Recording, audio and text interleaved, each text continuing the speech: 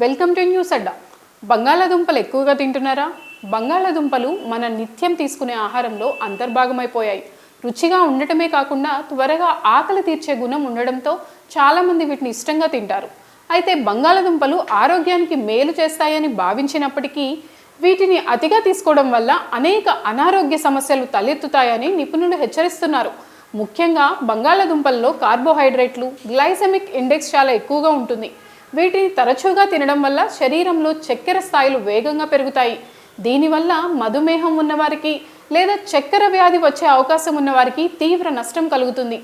బంగాళాదుంపలు తిన్న వెంటనే రక్తంలో ఇన్సులిన్ స్థాయిలు పెరగడం వల్ల కాలక్రమేణా ఇన్సులిన్ నిరోధకత ఏర్పడి టైప్ 2 డయాబెటీస్కు దారితీసే ప్రమాదం ఉంది.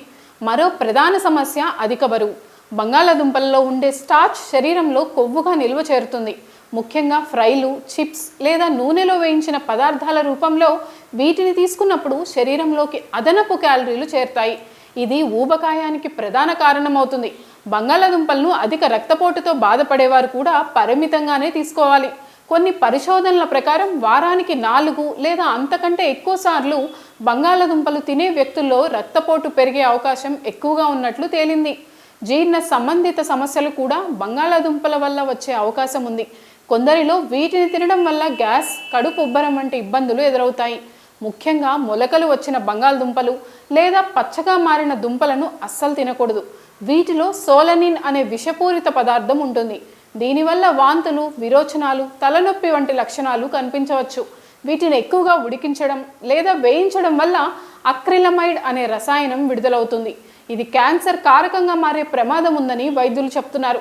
కాబట్టి బంగాళాదుంపలను పూర్తిగా మానేయాల్సిన అవసరం లేకపోయినప్పటికీ వాటిని పరిమితంగా తీసుకోవడం, వేయించిన వాటికంటే ఉడికించిన రూపంలో తీసుకోవడం ఆరోగ్యానికి శ్రేయస్కరం. ఏదైనా అతిగా తింటే అమృతం కూడా విషమే అన్నట్లుగా బంగాళాదుంపల విషయంలో కూడా జాగ్రత్త వహించడం అవసరం.